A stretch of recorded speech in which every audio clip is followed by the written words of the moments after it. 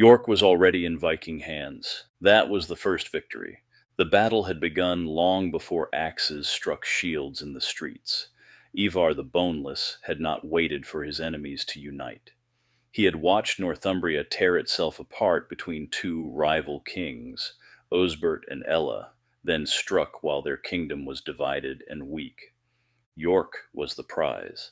Old Roman walls, stone streets, timber halls, church wealth, river access, a city worth killing for. Ivar took it before the Northumbrians were ready. That was his first tactic. Strike before the enemy becomes one. Osberht and Ælla had hated each other more than they feared the Vikings. By the time they joined forces, York was no longer theirs. It belonged to Ivar, Ubba, and the war host of the north. The Northumbrian kings came to take it back in March of AD 867. They marched with fury. They marched with pride. They marched believing two crowns could crush one Viking army. Ivar gave them exactly what they wanted to see. A city that looked wounded, a city with damaged defenses, a city that could be entered if men were brave enough to bleed for it. The Northumbrians attacked the walls with savage force. Axes hammered wood. Spears flew over shields. Men climbed toward broken places in the defenses while others pushed at the gates. Their kings drove them forward, desperate to retake the city and erase the shame of losing it. Ivar did not waste his best men trying to stop every breach. That was his second tactic. Let the enemy enter where the battlefield favors you. Outside York, the Northumbrians could spread wide. They could use their numbers. They could surround a shield wall, stretch the Viking line, and force a battle under the open sky.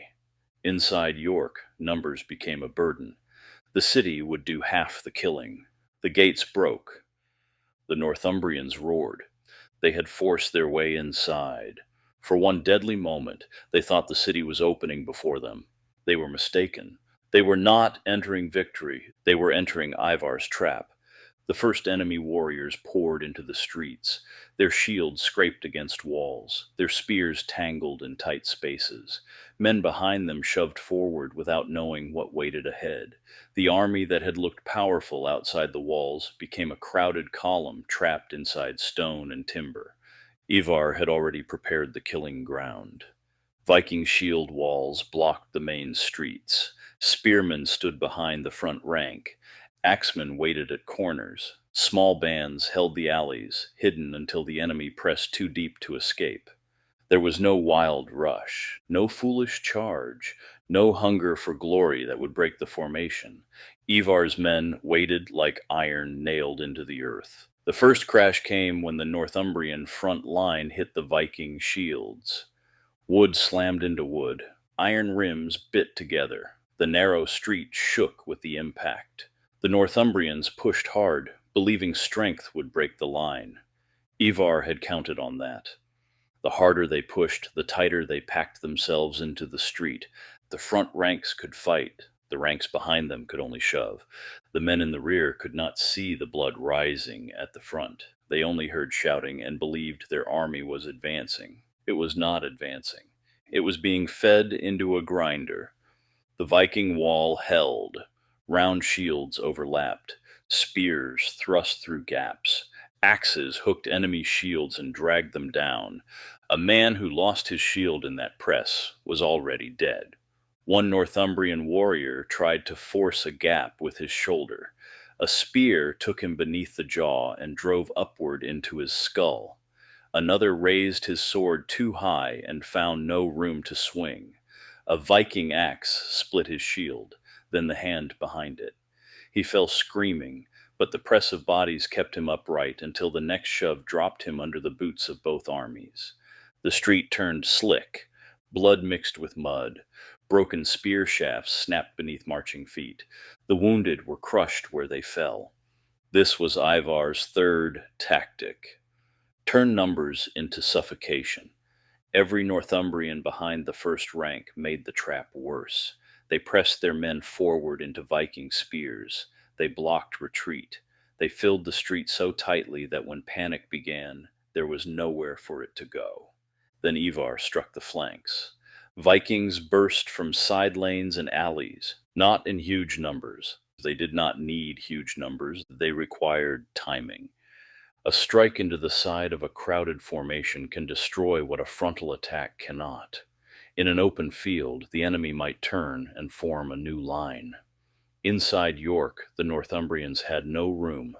Men tried to face the attackers at their sides, but the warriors behind them were still pushing forward. Shields twisted out of place, spears became useless. The formation bent, cracked, and began to tear apart. That was the fourth tactic. Break the enemy's shape.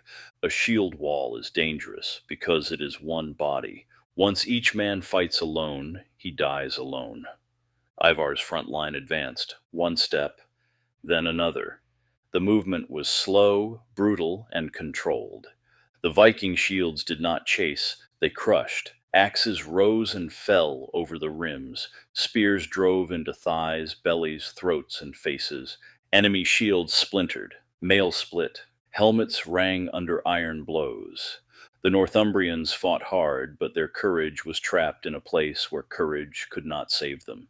Their kings had led them into the city. Ivar had turned the city against them.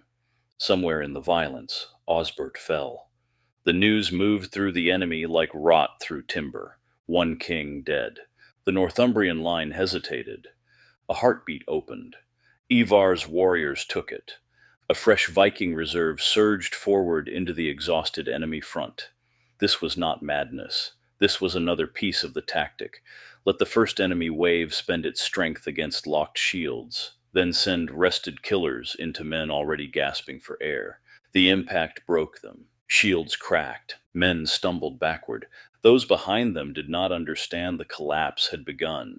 They kept pushing. The dead piled higher. The living tripped over them. Then Ælla fell. The second king was gone. The army lost its heart. The Northumbrians had come to reclaim York under two crowns. Now both crowns were in the mud. Panic took them. Some tried to fight toward the breach. Some tried to flee deeper into the town. Some threw away shields so they could run faster. That only made them easier to cut down. Ivar's final tactic closed around them.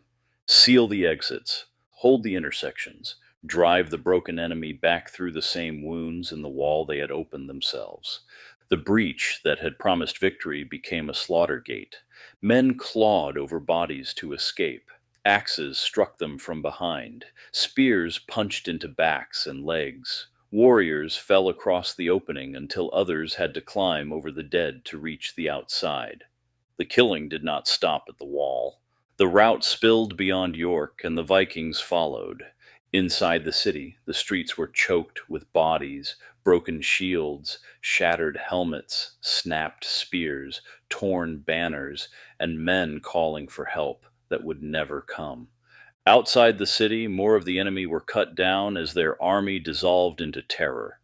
This was not just a victory, it was annihilation. Ivar had destroyed them with patience, terrain, discipline, and timing. He had taken York while his enemies were divided. He had made the city look vulnerable. He had let them break in. He had stripped away their numbers by forcing them into narrow streets. He had fixed them in place with shield walls. He had stabbed their flanks from alleys. He had fed fresh warriors into tired men. He had killed both kings and shattered the army that followed them. When the noise finally faded, York still belonged to the Vikings. The ravens circled above the walls. The dead lay thick in the streets. Northumbria had marched into York with two kings. It left with none. Ivar the Boneless had not merely defended a city. He had turned York into a weapon and fed an army into its teeth.